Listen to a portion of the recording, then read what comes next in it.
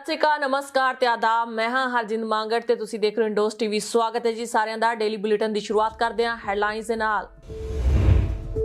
ਖੇਤੀਬਾੜੀ ਕਾਨੂੰਨਾਂ ਦੇ ਵਿਰੋਧ 'ਚ ਕਿਸਾਨਾਂ ਦੀ ਹਾਲਤ ਦੇਖ ਤੰਗ ਆਏ ਇੱਕ ਅਧਿਆਪਕ ਨੇ ਕੀਤੀ ਖੁਦਕੁਸ਼ੀ। ਫੇਸਬੁੱਕ ਤੇ ਲਾਈਵ ਹੋ ਕੇ ਦੱਸਿਆ ਪ੍ਰਧਾਨ ਮੰਤਰੀ ਨਰਿੰਦਰ ਮੋਦੀ ਨੂੰ ਕਸੂਰਵਾਰ। ਕੇਂਦਰ ਸਿੱਧੀ ਅਦਾਇਗੀ ਲਈ ਅੜਿਆ ਪੰਜਾਬ ਸਰਕਾਰ ਕੋਲ ਨਹੀਂ ਬਚੇਗਾ ਕੋਈ ਰਾਹ। ਮੁੱਖ ਮੰਤਰੀ ਵੱਲੋਂ ਆੜਤੀਆਂ ਨਾਲ ਮੀਟਿੰਗ। ਪੰਜਾਬ 'ਚ ਮੀਂਹ ਅਤੇ ਹਨੇਰੀ ਨਾਲ ਕਣਕ ਦੀ ਪੱਕੀ ਫਸਲ ਦਾ ਨੁਕਸਾਨ। ਖੇਤਾਂ 'ਚ ਵਿਛੀਆਂ ਫਸਲਾਂ, ਦਰਖਤ ਤੇ ਬਿਜਲੀ ਦੇ ਖੰਭੇ ਟੁੱਟੇ। ਕਿਸਾਨਾਂ ਨੇ ਮੰਗਿਆ ਸਰਕਾਰ ਤੋਂ ਮੁਆਵਜ਼ਾ। ਤੇ ਬੰਗਾਲ 'ਚ ਚੋਣ ਦੰਗਲ, ਤੀਜੇ ਗੇੜ ਦੀਆਂ ਵੋਟਾਂ ਪਈਆਂ। ਹਿੰਸਾ ਦਰਮਿਆਨ ਹੋਈ ਬੰਪਰ ਵੋਟਿੰਗ।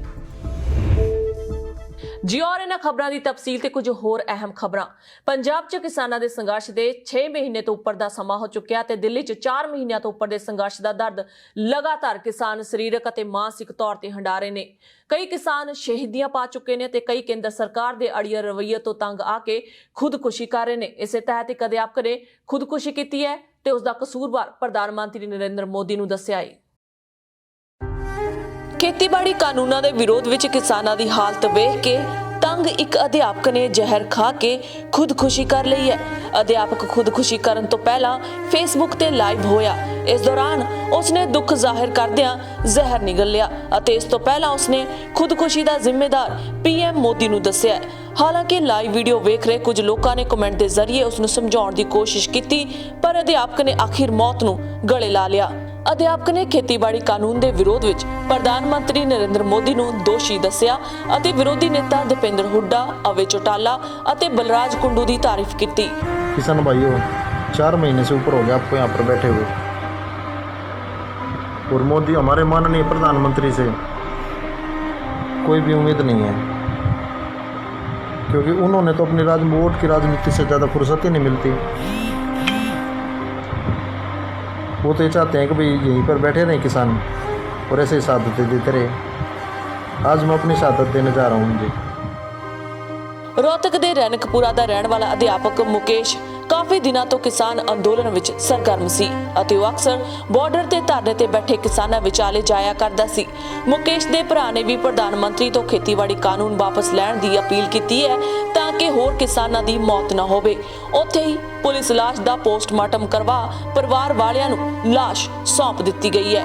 ਇਸ ਮਾਮਲੇ ਵਿੱਚ ਡੀਐਸਪੀ ਗੋਰਖਪਾਲ ਰਾਣਾ ਦਾ ਕਹਿਣਾ ਹੈ ਕਿ ਇੱਕ ਵਿਅਕਤੀ ਨੇ ਸੋਸ਼ਲ ਮੀਡੀਆ ਤੇ ਲਾਈਵ ਆ ਕੇ ਜ਼ਹਿਰ ਖਾਣ ਦੀ ਗੱਲ ਕੀਤੀ ਹੈ, ਜਿਸ ਤੋਂ ਬਾਅਦ ਉਸ ਦੀ ਮੌਤ ਹੋ ਚੁੱਕੀ ਹੈ। ਮ੍ਰਿਤਕ ਦਾ ਪੋਸਟਮਾਰਟਮ ਕਰਵਾ ਕੇ ਲਾਸ਼ ਨੂੰ ਪਰਿਵਾਰਕ ਮੈਂਬਰਾਂ ਨੂੰ ਸੌਂਪ ਦਿੱਤਾ ਹੈ ਅਤੇ ਜਾਂਚ ਕੀਤੀ ਜਾ ਰਹੀ ਹੈ। ਬਹਰਹਾਲ ਕਿਸਾਨਾਂ ਦੇ ਵਿੱਢੇ ਸੰਘਰਸ਼ ਨੂੰ 6 ਮਹੀਨੇ ਹੋ ਚੁੱਕੇ ਨੇ।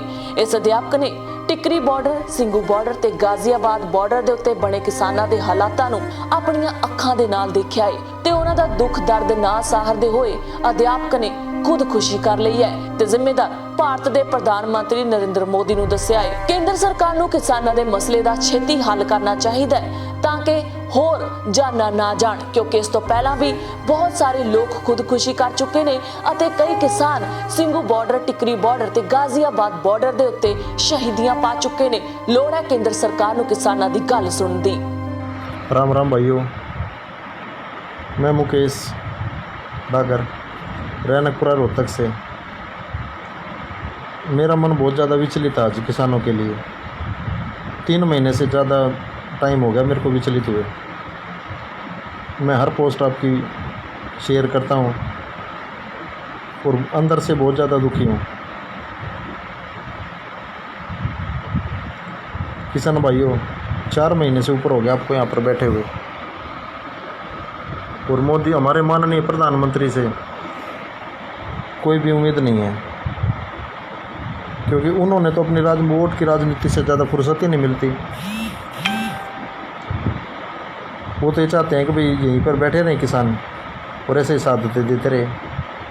आज मैं अपनी शहादत देने जा रहा हूँ जी, और मेरी मौत का कारण सिर्फ और सिर्फ प्रधानमंत्री मोदी जी हैं।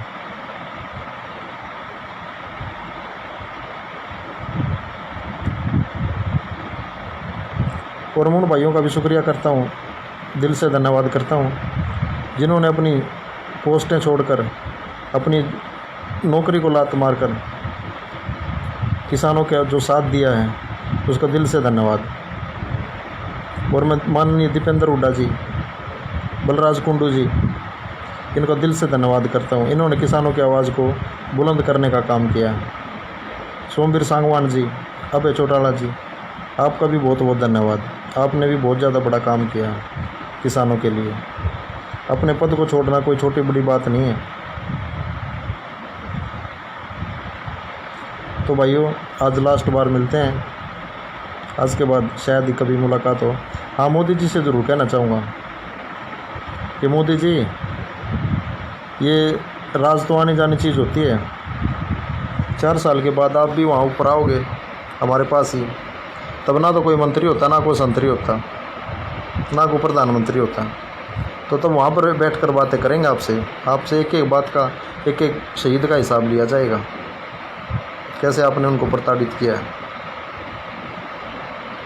और मेरी माताएं बहनों से भी हाथ जोड़कर प्रार्थना है कि ऐसे ही अपने मोर्चों पर डटे रहना, और जब तक बिल वापसी नहीं तब तक घर वापसी नहीं। धन्यवाद। ਕੇਂਦਰ ਸਰਕਾਰ ਦੇ ਅੜੀਅਲ ਰਵੱਈਏ 'ਚ ਪੰਜਾਬ ਸਰਕਾਰ ਲਈ ਚਿੰਤਾ ਬਣ ਗਈ ਹੈ। ਕੇਂਦਰ ਦੇ ਵਤੀਰੇ ਨੂੰ ਦੇਖਦਿਆਂ ਸਿੱਧੀ ਅਦਾਇਗੀ ਦੇ ਮਾਮਲੇ ਤੇ ਪਲਾਨ B ਦੀ ਤਿਆਰੀ ਕੀਤੀ ਜਾ ਰਹੀ ਹੈ। ਕੇਂਦਰ ਸਰਕਾਰ ਕਿਸਾਨਾਂ ਨੂੰ ਕਣਕ ਦੀ ਸਿੱਧੀ ਅਦਾਇਗੀ ਕਰਨ ਦੇ ਮਾਮਲੇ ਉੱਤੇ ਪੂਰੀ ਤਰ੍ਹਾਂ ਅੜ ਗਈ ਹੈ, ਜਿਸ ਕਾਰਨ ਪੰਜਾਬ ਸਰਕਾਰ ਕਾਫੀ ਫਿਕਰਮੰਦ ਜਾਪਦੀ ਹੈ। ਮਾਹਿਰ ਮਹਿਸੂਸ ਕਰ ਰਹੇ ਨੇ ਕਿ ਕੇਂਦਰ ਦੇ ਵਤੀਰੇ ਨੂੰ ਦੇਖਦਿਆਂ ਸੂਬੇ 'ਚ ਕਿਸਾਨਾਂ ਨੂੰ ਸਿੱਧੀ ਅਦਾਇਗੀ ਕਰਨ ਲਈ ਪਲਾਨ B ਦੀ ਤਿਆਰੀ ਕਰਨੀ ਪਵੇਗੀ। ਉਂਝ ਪੰਜਾਬ ਸਰਕਾਰ ਜਿਣਸ ਦੀ ਅਦਾਇਗੀ ਪੁਰਾਣੇ ਤਰੀਕੇ ਨਾਲ ਕਰਨ ਲਈ ਵੀ ਡਟੀ ਹੋਈ ਹੈ। ਪੰਜਾਬ 'ਚ 10 ਅਪ੍ਰੈਲ ਤੋਂ ਕਣਕ ਦੀ ਖਰੀਦ ਸ਼ੁਰੂ ਹੋਣੀ ਹੈ। ਜਾਣਕਾਰੀ ਅਨੁਸਾਰ ਜੇਕਰ ਕੇਂਦਰ ਸਰਕਾਰ ਨੇ ਸੁਰ ਨਰਮ ਨਾ ਕੀਤੇ ਤਾਂ ਪੰਜਾਬ ਸਰਕਾਰ ਕੋਲ ਸਿੱਧੀ ਅਦਾਇਗੀ ਕੀਤੇ ਜਾਣ ਤੋਂ ਬਿਨਾਂ ਕੋਈ ਚਾਰਾ ਨਹੀਂ ਬਚੇਗਾ। ਪੰਜਾਬ ਸਰਕਾਰ ਨੇ ਕੇਂਦਰੀ ਜਿੱਦ ਨੂੰ ਦੇਖਦਿਆਂ ਜਿਣਸ ਦੀ ਸਿੱਧੀ ਅਦਾਇਗੀ ਲਈ ਸੌਫਟਵੇਅਰ ਦੀ ਟੈਸਟਿੰਗ ਵੀ ਸ਼ੁਰੂ ਕਰ ਦਿੱਤੀ ਹੈ। ਖਬਰਾਂ ਅਨੁਸਾਰ ਪੰਜਾਬ ਦੇ ਖੁਰਾਕ ਤੇ ਸਪਲਾਈ ਮੰਤਰੀ ਭਾਰਤ ਭੂਸ਼ਣ ਆਸ਼ੂ ਅਤੇ ਕੇਂਦਰੀ ਖੁਰਾਕ ਮੰਤਰੀ ਪੀਯੂਸ਼ ਗੋਇਲ ਦਰਮਿਆਨ ਸਿੱਧੀ ਅਦਾਇਗੀ ਦੇ ਮਾਮਲੇ ਤੇ ਵੀਡੀਓ ਕਾਨਫਰੰਸ ਵੀ ਹੋਈ ਹੈ, ਜਿਸ 'ਚ ਕੋਈ ਠੋਸ ਨਤੀਜਾ ਸਾਹਮਣੇ ਨਹੀਂ ਆਇਆ। ਕੇਂਦਰੀ ਖੁਰਾਕ ਮੰਤਰੀ ਇਸ ਗੱਲ ਤੇ ਵਜਿਦ ਨੇ ਕਿ ਜਦੋਂ ਬਾਕੀ ਸਭ ਸੂਬਿਆਂ ਨੇ ਸਿੱਧੀ ਅਦਾਇਗੀ ਸ਼ੁਰੂ ਕਰ ਦਿੱਤੀ ਹੈ ਤਾਂ ਇਕੱਲੇ ਪੰਜਾਬ ਲਈ ਨਿਯਮ ਨਹੀਂ ਬਦਲਿਆ ਜਾ ਸਕਦਾ। ਉਹਨਾਂ ਹਵਾਲਾ ਦਿੱਤਾ ਕਿ ਪਹਿਲਾਂ ਸਿੱਧੀ ਅਦਾਇਗੀ ਲਈ 1 ਸਾਲ ਦੀ ਮੌਲਤ ਦਿੱਤੀ ਗਈ ਹੈ ਅਤੇ ਉਸ ਮਗਰੋਂ ਕੋਵਿਡ-19 ਮਹਾਮਾਰੀ ਦੌਰਾਨ ਵੀ ਕੇਂਦਰ ਨੇ ਨਵੀਂ ਪ੍ਰਣਾਲੀ ਪੰਜਾਬ 'ਚ ਲਾਗੂ ਕਰਨ 'ਚ ਨਰਮੀ ਦਿਖਾਈ। ਉਹਨਾਂ ਕਿਹਾ ਕਿ ਪਤਾ ਲੱਗਿਆ ਕਿ ਮੰਤਰੀ ਸਿੱਧੀ ਅਦਾਇਗੀ ਤੇ ਹੀ ਅੜੇ ਹੋਏ ਨੇ। ਸੂਤਰਾਂ ਮੁਤਾਬਕ ਕੇਂਦਰ ਅਨੁਸਾਰ ਜ਼ਮੀਨੀ ਰਿਕਾਰਡ ਅਪਲੋਡ ਕਰਨ ਨੂੰ ਮੁਲਤਵੀ ਕਰਨ ਲਈ ਰਜ਼ਾਮੰਦ ਹੋ ਸਕਦੀ ਹੈ। ਪੰਜਾਬ ਸਰਕਾਰ ਅਤੇ ਕੇਂਦਰ ਸਰਕਾਰ ਦਰਮਿਆਨ ਹੁਣ ਕੱਲ ਨੂੰ ਅਗਲੀ ਮੀਟਿੰਗ ਨਵੀਂ ਦਿੱਲੀ 'ਚ ਹੋਵੇਗੀ, ਜਿਸ 'ਚ ਆਖਰੀ ਫੈਸਲਾ ਹੋਣ ਦੀ ਸੰਭਾਵਨਾ ਹੈ। ਇਸੇ ਦੌਰਾਨ ਮੁੱਖ ਮੰਤਰੀ ਕੈਪਟਨ ਅਮਰਿੰਦਰ ਸਿੰਘ ਨੇ ਅੱਜ 7 ਅਪ੍ਰੈਲ ਨੂੰ ਸ਼ਾਮ 4 ਵਜੇ ਸਿਵਲ ਸਕੱਤਰੇਤ 'ਚ ਆੜ੍ਹਤੀਆਂ ਤੇ ਅਧਿਕਾਰੀਆਂ ਦੀ ਮੀਟਿੰਗ ਸੱਦੀ ਹੈ। ਜਾਣਕਾਰੀ ਅਨੁਸਾਰ ਜੇਕਰ ਪੰਜਾਬ 'ਚ ਕਿਸਾਨਾਂ ਨੂੰ ਸਿੱਧੀ ਅਦਾਇਗੀ ਕਰਨੀ ਪੈਂਦੀ ਹੈ ਤਾਂ ਸੂਬਾ ਸਰਕਾਰ ਕੋਲ ਜਿੰਸ ਦੀ ਲੋਡਿੰਗ ਤੇ ਅਨਲੋਡਿੰਗ ਲਈ ਲੇਬਰ, ਸਫਾਈ ਤੇ ਤੁਲਾਈ ਆਦਿ ਲਈ ਆੜ੍ਹਤੀਆਂ ਦੀ ਥਾਂ ਕੋਈ ਬਦਲਵਾਂ ਪ੍ਰਬੰਧ ਨਹੀਂ ਹੈ। ਖੁਰਾਕ ਤੇ ਸਪਲਾਈ ਮੰਤਰੀ ਭਾਰਤ ਭੂਸ਼ਣ ਆਸ਼ੂ ਨੇ ਕਿਹਾ ਹੈ ਕਿ ਪੰਜਾਬ ਸਰਕਾਰ ਕਿਸਾਨਾਂ ਨੂੰ ਸਿੱਧੀ ਅਦਾਇਗੀ ਦੀ ਥਾਂ ਆੜ੍ਹਤੀਆਂ ਜ਼ਰੀਏ ਕਰਨਾ ਚਾਹੁੰਦੀ ਹੈ। ਉਹਨਾਂ ਨਾਲ ਹੀ ਸਿੱਧੀ ਅਦਾਇਗੀ ਲਈ ਸਾਫਟਵੇਅਰ ਟੈਸਟਿੰਗ ਸੰਬੰਧੀ ਪੁੱਛੇ ਸਵਾਲ ਦੇ ਜਵਾਬ 'ਚ ਕਿਹਾ ਕਿ ਪੰਜਾਬ ਸਰਕਾਰ ਨੂੰ ਨਿਰਵਿਘਨ ਖਰੀਦ ਲਈ ਪਲਾਨ B ਲਈ ਵੀ ਤਿਆਰ ਰਹਿਣਾ ਪਵੇਗਾ। ਉਹਨਾਂ ਕਿਹਾ ਕਿ ਉਹ ਕੱਲ ਨੂੰ ਦਿੱਲੀ 'ਚ ਹੋਣ ਵਾਲੀ ਮੀਟਿੰਗ 'ਚ ਮਾਮਲਾ ਹੱਲ ਹੋਣ ਪ੍ਰਤੀ ਆਸਬੰਦ ਨੇ। ਉਧਰ ਫੈਡਰੇਸ਼ਨ ਆਫ ਆੜ੍ਹਤੀ ਐਸੋਸੀਏਸ਼ਨ ਦੇ ਪ੍ਰਧਾਨ ਵਿਜੇ ਕਾਲੜਾ ਨੇ ਕਿਹਾ ਹੈ ਕਿ ਕੱਲ ਨੂੰ ਮੁੱਖ ਮੰਤਰੀ ਨੇ ਮੀਟਿੰਗ ਬੁਲਾਈ ਹੈ, ਜਿਸ ਵਿੱਚ ਉਹ ਆਪਣੀ ਮੰਗ ਰੱਖਣਗੇ। ਉਹਨਾਂ ਕਿਹਾ ਕਿ ਜੇਕਰ ਸਰਕਾਰ ਨੇ ਸਿੱਧੀ ਅਦਾਇਗੀ ਸ਼ੁਰੂ ਕੀਤੀ ਤਾਂ ਪੰਜਾਬ ਭਰ ਦੇ ਆੜ੍ਹਤੀ ਮੰਡੀਆਂ ਬੰਦ ਕਰਕੇ 10 ਅਪ੍ਰੈਲ ਤੋਂ ਹੜਤਾਲ ਤੇ ਚਲੇ ਜਾਣਗੇ। ਪਤਾ ਲੱਗਾ ਹੈ ਕਿ ਕੱਲ ਭਾਰਤੀ ਖੁਰਾਕ ਮੀਟਿੰਗ ਦੇ ਅਧਿਕਾਰੀ ਵੀ ਬੁਲਾਏ ਗਏ ਨੇ। ਸੰਯੁਕਤ ਕਿਸਾਨ ਮੋਰਚੇ ਦੇ ਸੀਨੀਅਰ ਆਗੂ ਬਲਬੀਰ ਸਿੰਘ ਰਾਜੇਵਾਲ ਨੇ ਕਿਹਾ ਹੈ ਕਿ ਕੇਂਦਰ ਸਰਕਾਰ ਹਰ ਫੈਸਲਾ ਕਿਸਾਨਾਂ ਦੇ ਉਲਟ ਰਹਿ ਰਹੀ ਹੈ। ਇਸੇ ਕੜੀ ਤਹਿਤ BT ਬੀਜਾਂ ਦੇ ਭਾਅ ਵਿੱਚ ਵਾਧਾ ਕੀਤਾ ਗਿਆ। ਉਹਨਾਂ ਕਿਹਾ ਕਿ ਕੇਂਦਰ ਸਰਕਾਰ ਖੁੰਦਕ ਵਿੱਚ ਕਿਸਾਨਾਂ ਨੂੰ ਨਿਸ਼ਾਨਾ ਬਣਾ ਰਹੀ ਹੈ। ਉਹਨਾਂ ਇਹ ਵੀ ਕਿਹਾ ਕਿ ਕੌਮਾਂਤਰੀ ਬੀਜ ਕੰਪਨੀਆਂ ਦਾ ਗਲਬਾ ਵੱਧ ਰਿਹਾ ਹੈ ਅਤੇ ਇਹਨਾਂ ਕੰਪਨੀਆਂ ਲਈ ਹੀ ਕੇਂਦਰ ਸਰਕਾਰ ਕੰਮ ਕਰ ਰਹੀ ਹੈ। ਕੇਂਦਰ ਸਰਕਾਰ ਨੇ ਹੁਣ ਚੁੱਪ-ਚੁਪੀਤੇ ਨਰਮੇ ਦੇ BT ਬੀਜਾਂ ਦੀ ਕੀਮਤ ਵਧਾ ਦਿੱਤੀ ਹੈ। ਪੰਜਾਬ ਦੇ ਕਿਸਾਨਾਂ ਤੇ ਇਸ ਵਾਧੇ ਨਾਲ ਕਰੀਬ 6 ਕਰੋੜ ਰੁਪਏ ਦਾ ਨਵਾਂ ਬੋਝ ਪਵੇਗਾ। ਕੇਂਦਰੀ ਖੇਤੀ ਮੰਤਰਾਲੇ ਨੇ ਕਿਸਾਨੀ ਘੋਲ ਦੌਰਾਨ BT ਬੀਜ ਦੇ ਭਾਅ 'ਚ ਇਹ ਵਾਧਾ ਕੀਤਾ ਹੈ। ਇੰਝ ਹੀ ਹਰਿਆਣਾ ਦੇ ਕਿਸਾਨਾਂ ਉੱਤੇ ਨਵੇਂ ਵਾਧੇ ਨਾਲ ਕਰੀਬ 13.61 ਕਰੋੜ ਰੁਪਏ ਦਾ ਵਾਧੂ ਭਾਰ ਪਵੇਗਾ। ਖੇਤੀ ਵਿਭਾਗ ਪੰਜਾਬ ਵੱਲੋਂ ਐਤਕੀ 31 ਬੀਜ ਕੰਪਨੀਆਂ ਨੂੰ 86 ਹਾਈਬ੍ਰਿਡ ਕਿਸਮਾਂ ਲਈ ਪ੍ਰਵਾਨਗੀ ਦਿੱਤੀ ਗਈ ਹੈ।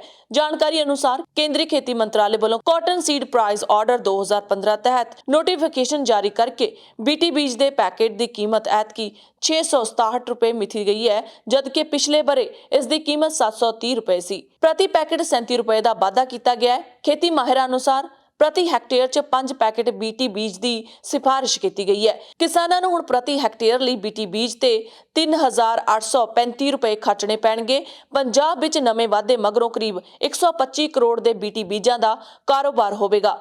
ਖੇਤੀ ਵਿਭਾਗ ਵੱਲੋਂ ਇਸ ਵਾਰ ਪੰਜਾਬ 'ਚ 3.25 ਲੱਖ ਹੈਕਟੇਅਰ ਰਕਬੇ ਵਿੱਚ ਨਰਮੇ ਦੀ ਬਿਜਾਨ ਦਾ ਟੀਚਾ ਤੈਅ ਕੀਤਾ ਗਿਆ ਹੈ, ਜਿਸ ਲਈ BT ਬੀਜ ਦੇ ਕਰੀਬ 16.25 ਲੱਖ ਪੈਕਟਾਂ ਦੀ ਲੋੜ ਪਵੇਗੀ। ਖੇਤੀ ਵਿਭਾਗ ਨੇ ਕਰੀਬ 26 ਲੱਖ BT ਬੀਜ ਦੇ ਪੈਕਟਾਂ ਦਾ ਇੰਤਜ਼ਾਮ ਕੀਤਾ ਹੈ। ਇਸੇ ਤਰ੍ਹਾਂ ਹਰਿਆਣਾ 'ਚ 7.36 ਲੱਖ ਹੈਕਟੇਅਰ ਰਕਬੇ ਵਿੱਚ ਨਰਮੇ ਦੀ ਬਿਜਾਈ ਦਾ ਅਨੁਮਾਨ ਹੈ ਅਤੇ ਹਰਿਆਣਾ 'ਚ ਨਵੇਂ ਵਾਧੇ ਨਾਲ ਕਰੀਬ 13.61 ਕਰੋੜ ਦਾ ਕਿਸਾਨਾਂ ਨੂੰ ਵੱਧ ਤਾਰਨੇ ਪੈਣਗੇ। ਸਾਲ 2019 ਵਿੱਚ BT ਬੀਜ ਦੀ ਕੀਮਤ 730 ਰੁਪਏ ਪ੍ਰਤੀ ਪੈਕੇਟ ਸੀ ਅਤੇ ਸਾਲ 2020 ਵਿੱਚ ਇਸ ਦੀ ਕੀਮਤ ਵਿੱਚ ਕੋਈ ਵਾਧਾ ਨਹੀਂ ਕੀਤਾ ਗਿਆ ਸੀ। ਦੇਖਿਆ ਜਾਵੇ ਤਾਂ ਪੰਜਾਬ ਦੀ ਨਰਮਾ ਪੱਟੀ ਦੇ ਕਿਸਾਨਾਂ ਦੀ ਸਭ ਤੋਂ ਮੰਦੀ ਹਾਲਤ ਹੈ। ਸੂਬੇ 'ਚ ਖੁਦਕੁਸ਼ੀ ਦਰ ਵੀ ਨਰਮਾ ਪੱਟੀ 'ਚ ਉੱਚੀ ਹੈ। BKU ਦੇ ਜਨਰਲ ਸਕੱਤਰ ਸਰੂਪ ਸਿੰਘ ਸਿੱਧੂ ਦਾ ਕਹਿਣਾ ਹੈ ਕਿ ਕੇਂਦਰ ਸਰਕਾਰ ਇਸ ਤਰ੍ਹਾਂ ਦੇ ਫੈਸਲੇ ਕਰਕੇ ਬਲਦੀ ਤੇ ਤੇਲ ਪਾ ਰਹੀ ਹੈ ਅਤੇ ਕਿਸਾਨਾਂ ਨੂੰ ਨਪੀੜਿਆ ਜਾ ਰਿਹਾ ਹੈ। ਉਹਨਾਂ ਕਿਹਾ ਕਿ ਇਸ ਵਾਧੇ ਨਾਲ ਪੰਜਾਬ ਦੇ ਕਿਸਾਨਾਂ ਦੇ ਲਾਗਤ ਖਰਚੇ ਵਧਣਗੇ, ਜਦਕਿ ਕਿਸਾਨ ਪਹਿਲਾਂ ਹੀ ਖੇਤੀ ਕਾਨੂੰਨਾਂ ਦੀ ਵਿਪਤਾ ਨੂੰ ਚੱਲ ਰਿਹਾ ਹੈ। ਪੱਛਮੀ ਬੰਗਾਲ 'ਚ ਤੀਜੇ ਗੇੜ ਦੀਆਂ ਵੋਟਾਂ ਮੁਕੰਮਲ ਹੋ ਚੁੱਕੀਆਂ ਨੇ। TMC ਉਮੀਦਵਾਰਾਂ ਵੱਲੋਂ ਭਾਜਪਾ ਕਾਰਕੁਨਾਂ ਤੇ ਹਮਲੇ ਦੇ ਦੋਸ਼ ਲਗਾਏ ਜਾ ਰਹੇ ਨੇ। ਮਮਤਾ ਬੈਨਰਜੀ ਨੇ ਕੇਂਦਰੀ ਬਲਾਂ ਤੇ ਮੁੜ ਪੱਖਪਾਤ ਦਾ ਦੋਸ਼ ਲਗਾਇਆ ਹੈ। 4 ਸੂਬਿਆਂ ਪੱਛਮੀ ਬੰਗਾਲ, ਆਸਾਮ, ਤਾਮਿਲਨਾਡੂ ਤੇ ਕੇਰਲ ਅਤੇ ਕੇਂਦਰ ਸ਼ਾਸਿਤ ਪ੍ਰਦੇਸ਼ ਪੰਡੂਚੇਰੀ 'ਚ ਵਿਧਾਨ ਸਭਾ ਚੋਣਾਂ ਦਾ ਅਮਲ ਹਿੰਸਾ ਦੀਆਂ ਘਟਨਾਵਾਂ ਦਰਮਿਆਨ ਨੇਪਰੇ ਚੜ ਗਿਆ। ਪੱਛਮੀ ਬੰਗਾਲ 'ਚ ਚੋਣਾਂ ਦੇ ਤੀਜੇ ਗੇੜ ਦੌਰਾਨ 31 ਹੋਰ ਸੀਟਾਂ ਤੇ ਅਸਾਮ 'ਚ ਤੀਜੇ ਅਤੇ ਆਖਰੀ ਗੇੜ 'ਚ 40 ਹਲਕਿਆਂ 'ਚ ਵੋਟਾਂ ਪਈਆਂ। ਕਰੋਨਾ ਪ੍ਰੋਟੋਕੋਲ ਦਾ ਪਾਲਣ ਕਰਦਿਆਂ ਕੇਰਲ, ਤਾਮਿਲਨਾਡੂ ਅਤੇ ਪੰਡੂਚੇਰੀ 'ਚ ਇੱਕੋ ਗੇੜ 'ਚ VOTING ਮੁਕੰਮਲ ਹੋ ਗਈ। ਚੋਣ ਕਮਿਸ਼ਨ ਮੁਤਾਬਕ ਪੱਛਮੀ ਬੰਗਾਲ 'ਚ 84.2%, ਅਸਾਮ 'ਚ 82.28%, ਕੇਰਲ ਵਿੱਚ 74.2%, ਤਾਮਿਲਨਾਡੂ 'ਚ 71.79% ਅਤੇ ਪੁਡੂਚੇਰੀ 'ਚ 81.84% VOTING ਹੋਈ ਹੈ। ਪੱਛਮੀ ਬੰਗਾਲ 'ਚ ਮੁੱਖ ਮੰਤਰੀ ਮਮਤਾ ਬੈਨਰਜੀ ਵੱਲੋਂ ਕੇਂਦਰੀ ਬਲਾਂ ਦੀ ਦੁਰਵਰਤੋਂ ਦੇ ਲਾਏ ਜਾ ਰਹੇ ਦੋਸ਼ਾਂ ਦਰਮਿਆਨ 3 ਜ਼ਿਲ੍ਹਿਆਂ ਦੱਖਣੀ 24 ਪਰਗਨਾ, ਹੁਗਲੀ ਅਤੇ ਹਾਵੜਾ 'ਚ ਵੱਡੀ ਗਿਣਤੀ 'ਚ ਲੋਕ ਆਪਣੇ ਹੱਕ ਦੀ ਵਰਤੋਂ ਕਰਨ ਲਈ ਬਾਹਰ ਨਿਕਲੇ। ਪਹਿਲਾਂ 2 ਗੇੜਾਂ ਵਾਂਗ ਹੀ ਤੀਜੇ ਗੇੜ 'ਚ ਵੀ ਬੰਪਰ VOTING ਹੋਈ ਹੈ। ਮਮਤਾ ਬੈਨਰਜੀ ਨੇ ਆਪਣੇ ਟਵਿੱਟਰ ਹੈਂਡਲ ਤੇ ਪੋਸਟ ਕੀਤਾ ਹੈ ਕਿ ਚੋਣ ਕਮਿਸ਼ਨ ਮੂਕ ਦਰਸ਼ਕ ਬਣ ਕੇ ਬੈਠਾ ਹੋਇਆ ਹੈ ਅਤੇ ਕੇਂਦਰੀ ਬਲਾਂ ਦੀ ਤ੍ਰਿਣਮੂਲ ਕਾਂਗਰਸ ਦੇ ਵੋਟਰਾਂ ਨੂੰ ਡਰਾਉਣ ਲਈ ਦੁਰਵਰਤੋਂ ਲਗਾਤਾਰ ਜਾਰੀ ਹੈ ਅਤੇ ਲੋਕਾਂ ਨੂੰ ਇੱਕ ਪਾਰਟੀ ਦੇ ਪੱਖ 'ਚ ਵੋਟਾਂ ਭੁਗਤਾਉਣ ਲਈ ਆਖਿਆ ਜਾ ਰਿਹਾ ਹੈ। ਤ੍ਰਿਣਮੂਲ ਅਤੇ ਭਾਜਪਾ ਵਿਚਕਾਰ ਇੱਕ ਦੂਜੇ ਉੱਤੇ ਹਮਲੇ ਦੇ ਦੋਸ਼ ਲਗਾਏ ਗਏ ਨੇ। ਪੁਲਿਸ ਨੇ ਆਰਾਮਬਾਗ 'ਚ ਤ੍ਰਿਣਮੂਲ ਕਾਂਗਰਸ ਦੀ ਉਮੀਦਵਾਰ ਸੁਜਾਤਾ ਮੰਡਲ ਤੇ ਹਮਲੇ ਦੇ ਦੋਸ਼ ਹੇਠ ਤ੍ਰਿਣਮੂਲ ਕਾਂਗਰਸ ਦੇ 3 ਅਤੇ ਭਾਜਪਾ ਦੇ 2 ਮੈਂਬਰਾਂ ਨੂੰ ਗ੍ਰਿਫਤਾਰ ਕੀਤਾ ਹੈ। ਕੇਰਲਾ 'ਚ ਦਾਅ ਤੇ ਲੱਗੀਆਂ 140 ਸੀਟਾਂ ਲਈ ਲੋਕ ਵੱਡੀ ਗਿਣਤੀ 'ਚ VOTING ਲਈ ਬਾਹਰ ਨਿਕਲੇ। ਇਸ ਦੌਰਾਨ ਪਠਾਨਮਥਿੱਟਾ ਅਤੇ ਚਟੂਵਰੀ 'ਚ ਕਤਾਰ 'ਚ ਲੱਗੀਆਂ 2 ਮਹਿਲਾਵਾਂ ਦੀ ਮੌਤ ਹੋ ਗਈ। ਤਿਰੂਵਨੰਤਪੁਰਮ ਜ਼ਿਲ੍ਹੇ ਦੇ ਮਾਰਕਸਵਾਦੀਆਂ ਦੇ ਗੜ੍ਹ ਕਜ਼ਾਕਟਮ ਹਲਕੇ 'ਚ CPM ਅਤੇ ਭਾਜਪਾ ਵਰਕਰਾਂ ਵਿਚਕਾਰ ਝੜਪਾਂ ਹੋਈਆਂ, ਜਿਸ 'ਚ ਭਾਜਪਾ ਦੇ 4 ਵਰਕਰ ਜ਼ਖਮੀ ਹੋ ਗਏ ਅਤੇ ਉਹਨਾਂ ਦੀ ਕਾਰ ਨੁਕਸਾਨੀ ਗਈ। ਦੇਵਾਦਾਸ ਮੰਤਰੀ ਦੇ ਸੁਰਿੰਦਰ ਨੇ ਪੱਤਰਕਾਰਾਂ ਨੂੰ ਦੱਸਿਆ ਕਿ ਪ੍ਰਦਰਸ਼ਨ ਦਾ ਉਦੇਸ਼ VOTING ਅਮਲ 'ਚ ਅੜਿੱਕੇ ਖੜੇ ਕਰਨਾ ਸੀ। ਉਹਨਾਂ ਦੋਸ਼ ਲਗਾਇਆ ਕਿ ਪੁਲਿਸ ਨੇ ਭਾਜਪਾ ਏਜੰਟ ਵਜੋਂ ਕੰਮ ਕੀਤਾ ਹੈ। ਪੁਲਿਸ ਨੇ ਮੰਤਰੀ ਦੇ ਨਿੱਜੀ ਸਟਾਫ ਸਮੇਤ 3 ਮਾਰਕਸਵਾਦੀ ਵਰਕਰਾਂ ਨੂੰ ਹਿਰਾਸਤ ਵਿੱਚ ਲਿਆ ਹੈ। ਉਹਨਾਂ ਕਿਹਾ ਕਿ ਭਾਜਪਾ ਵਰਕਰਾਂ ਨੇ 2 ਕਾਰਾਂ 'ਚ ਆ ਰਹੇ ਵਾਰਡ ਕਾਉਂਸਲਰ ਸਮੇਤ CPM ਵਰਕਰਾਂ ਤੇ ਹਮਲਾ ਕੀਤਾ, ਜਿਸ ਦੀ ਉਹ ਚੋਣ ਕਮਿਸ਼ਨ ਅਤੇ DGP ਕੋਲ ਸ਼ਿਕਾਇਤ ਦਰਜ ਕਰਵਾਉਣਗੇ। ਇਸ ਤੋਂ ਪਹਿਲਾਂ ਕਜ਼ਾਗੁਟਮ ਤੋਂ ਭਾਜਪਾ ਉਮੀਦਵਾਰ ਸ਼ੋਭਾ ਸੁਰਿੰਦਰਨ ਰੋਸ ਵਜੋਂ ਇੱਕ ਪੋਲਿੰਗ ਬੂਥ ਦੇ ਬਾਹਰ ਧਰਨੇ ਤੇ ਬੈਠ ਗਏ ਸਨ। ਸੂਬੇ 'ਚ CPM ਦੀ ਅਗਵਾਈ ਹੇਠਲੇ LDF, ਕਾਂਗਰਸ ਦੀ ਅਗਵਾਈ ਹੇਠਲੇ UDF ਅਤੇ ਭਾਜਪਾ ਦੀ ਅਗਵਾਈ ਹੇਠਲੇ NDA ਵਿਚਕਾਰ ਮੁਕਾਬਲਾ ਹੈ। ਪੰਜਾਬ ਵਿੱਚ ਤੇਜ਼ ਹਨੇਰੀ ਮੀਂਹ ਪੈਣ ਕਾਰਨ ਕਣਕਾਂ ਦਾ ਭਾਰੀ ਨੁਕਸਾਨ ਹੋਇਆ। ਇਸ ਦੌਰਾਨ ਦਰਖਤ ਅਤੇ ਬਿਜਲੀ ਦੇ ਖੰਭੇ ਟੁੱਟ ਗਏ ਨੇ। ਕੁਝ ਥਾਵਾਂ ਤੇ ਬਿਜਲੀ ਲਾਈਨਾਂ ਨੁਕਸਾਨੀਆਂ ਜਾਣ ਕਾਰਨ ਸਪਲਾਈ ਠੱਪ ਹੋ ਗਈ ਹੈ। ਇਸ ਖਬਰ ਤੇ ਵਧੇਰੇ ਜਾਣਕਾਰੀ ਲਈ ਸਾਡੇ ਨਾਲ ਜੁੜ ਚੁੱਕੇ ਨੇ ਸਾਡੇ ਸਹਿਯੋਗੀ ਗੁਰਕਬਾਲ ਸਿੰਘ ਬਰਾੜ। ਬਰਾੜ ਜੀ, ਬਹੁਤ-ਬਹੁਤ ਸਵਾਗਤ ਹੈ ਤੁਹਾਡਾ। ਸ਼ੁਕਰੀਆ ਹਰਜਨ, ਸ਼ੁਕਰੀਆ ਜੀ। ਜੀ ਗੁਰਕਬਾਲ ਜੀ, ਕਿਸਾਨਾਂ ਦੇ ਪੱਲੇ ਸੋਕਾ ਪੈਂਦਾ ਜਾਂ ਡੋਬਾ ਪੈਂਦਾ? ਪੰਜਾਬ 'ਚੋਂ ਤੇਜ਼ ਮੀਂਹ ਆਇਆ, ਕਿੰਨਾ ਕੁ ਨੁਕਸਾਨ ਹੋਇਆ? ਕਣਕਾਂ ਪੱਕੀਆਂ ਸਨ ਤੇ ਫਸਲਾਂ ਦੀ ਜਿਹੜੀ ਖਰੀਦ ਸੀ ਉਹ 10 ਅਪ੍ਰੈਲ ਤੋਂ ਸ਼ੁਰੂ ਹੋਣੀ ਸੀ। ਜੀ ਹਰਜਨ, ਜੇ ਆਪਾਂ ਕੱਲ ਸ਼ਾਮ ਦੀ ਗੱਲ ਕਰੀਏ ਤਾਂ ਸ਼ਾਮ ਦੇ ਬਾਬਤ ਜਿਹੜਾ ਮੌਸਮ ਹੈ ਇੱਕਦਮ ਖਰਾਬ ਹੋ ਜਾਂਦਾ ਹੈ ਤੇ ਮੌਸਮ ਦਾ ਖਰਾਬ ਹੋਣ ਤੋਂ ਬਾਅਦ ਤੇਜ਼ ਹਨੇਰੀ ਤੇ ਹਲਕੀ ਬਾਰਿਸ਼ ਹੈ ਜਿਹੜੀ ਉਹ ਪੰਜਾਬ ਦੇ ਅੰਦਰ ਹੋਈ ਹੈ ਤੇ ਹਵਾਵਾਂ ਜਿਹੜੀਆਂ ਬਹੁਤ ਜ਼ਿਆਦਾ ਤੇਜ਼ ਵਗਣ ਕਾਰਨ ਜਿਹੜਾ ਕਣਕਾਂ ਦਾ ਤੇ ਦਰਖਤਾਂ ਦਾ ਬਹੁਤ ਵੱਡਾ ਨੁਕਸਾਨ ਹੋਇਆ, ਕਿਉਂਕਿ ਜਿਹੜੀਆਂ ਕਣਕਾਂ ਥੋੜੀਆਂ ਹਜੇ ਹਰੀਆਂ ਸੀ ਜਾਂ ਜਿਨ੍ਹਾਂ ਨੂੰ ਥੋੜਾ ਪਾਣੀ ਲੱਗਿਆ ਹੋਇਆ ਸੀ ਤਾਂ ਉਹਨਾਂ ਕਣਕਾਂ ਪੂਰੀ ਤਰ੍ਹਾਂ ਨਾਲ ਜਿਹੜਾ ਧਰਤੀ ਦੇ ਨਾਲ ਵਿਛ ਗਈਆਂ ਤੇ ਵੱਡੇ ਵੱਡੇ ਦਰਖਤ ਹੈ, ਜਿਹੜੀਆਂ ਹਵਾਵਾਂ ਇੰਨੀਆਂ ਜ਼ਿਆਦਾ ਤੇਜ਼ ਸੀ ਕਿ ਵੱਡੇ ਵੱਡੇ ਦਰਖਤ ਆ ਉਹ ਜੜੋਂ ਉਖਾੜ ਦਿੱਤੇ ਗਏ ਆ।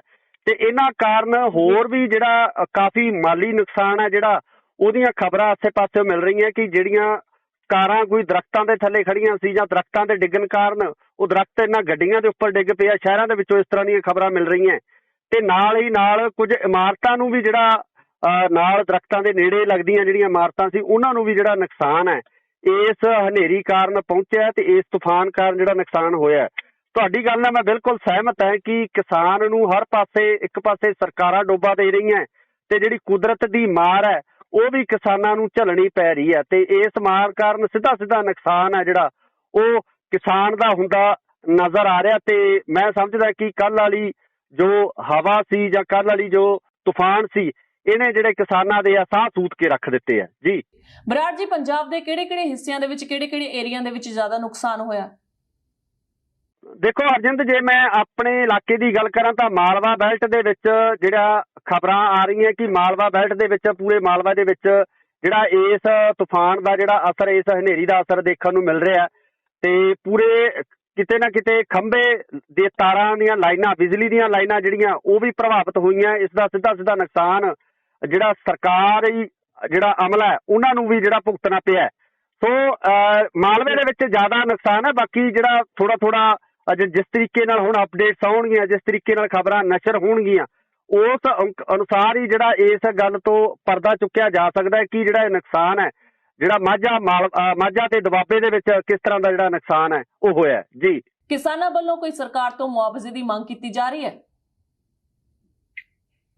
ਹਰਜਿੰਦਰ, ਹਾਲੇ ਤਾਂ ਸਿਰਫ ਜਿਹੜਾ ਕਿਸਾਨ ਆਪਣਾ ਨੁਕਸਾਨ ਨੂੰ ਦੇਖ ਰਹੇ ਆ, ਉਹਨੂੰ ਵਾਚ ਰਹੇ ਆ ਕਿ ਉਹਨਾਂ ਦਾ ਨੁਕਸਾਨ ਹੋਇਆ ਕਿੰਨਾ ਹੈ, ਕਿਉਂਕਿ ਸਰਕਾਰ ਨੂੰ ਖੁਦ ਹੀ ਚਾਹੀਦਾ, ਕਿਉਂਕਿ ਜਿਹੜੀਆਂ ਸਰਕਾਰਾਂ ਹੁੰਦੀਆਂ, ਸਰਕਾਰਾਂ ਲੋਕ ਹਿੱਤ ਵਾਸਤੇ ਚੁਣੀਆਂ ਜਾਂਦੀਆਂ ਤੇ ਲੋਕਾਂ ਦਾ ਹਿੱਤ ਇੱਥੇ ਇਹੀ ਕਹਿੰਦਾ ਕਿ ਕਿਸਾਨ ਨੂੰ ਉਹਦੀ ਡੁੱਬੀ ਹੋਈ ਫਸਲ ਦਾ ਜਾਂ ਉਹਦੀ ਖਰਾਬ ਹੋਈ ਫਸਲ ਦਾ ਮੁਆਵਜ਼ਾ ਉਹਨੂੰ ਮਿਲਣਾ ਚਾਹੀਦਾ। ਪਰ ਇਹ ਸਰਕਾਰ ਤੇ ਡਿਪੈਂਡ ਕਰਦਾ ਕਿ ਹੁਣ ਉਹ ਇਸ ਸੰਬੰਧੀ ਕਿਸ ਤਰ੍ਹਾਂ ਦਾ ਐਲਾਨ ਹੈ ਉਹ ਕਰਦੀਆਂ, ਕਿਉਂਕਿ 2022 ਦੇ ਇਲੈਕਸ਼ਨ ਨੂੰ ਲੈ ਕੇ ਕਿਤੇ ਨਾ ਕਿਤੇ ਸਰਕਾਰ ਵੀ ਜਿਹੜੀ ਪੱਬਾਂ ਭਾਰ ਨਜ਼ਰ ਆ ਰਹੀ ਹੈ ਕਿ ਉਹ ਹਰ ਤਰ੍ਹਾਂ ਦੀ ਸੰਭਵ ਮਦਦ ਹੈ ਜਿਹੜੀ ਹਰ ਇੱਕ ਵਰਗ ਦੀ ਕੀਤੀ ਜਾਵੇ।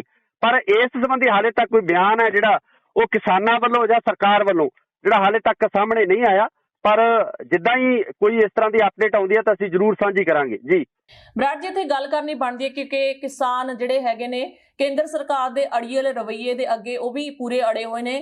ਲਗਾਤਾਰ 6 ਮਹੀਨੇ ਹੋ ਚੁੱਕੇ ਨੇ ਸੰਘਰਸ਼ ਜੋ ਪੰਜਾਬ ਤੋਂ ਸ਼ੁਰੂ ਹੋਇਆ ਸੀ ਤੇ 4 ਮਹੀਨੇ ਲਗਭਗ ਹੋ ਚੁੱਕੇ ਨੇ ਦਿੱਲੀ ਦੇ ਵਿੱਚ ਸੰਘਰਸ਼ ਕਰਦਿਆਂ ਨੂੰ। ਕਾਲੇ ਕਾਨੂੰਨ ਜਿਹੜੇ 3 ਕਾਲੇ ਕਾਨੂੰਨ ਆ ਉਸ ਨੂੰ ਰੱਦ ਕਰਵਾਉਣ ਦੇ ਲਈ।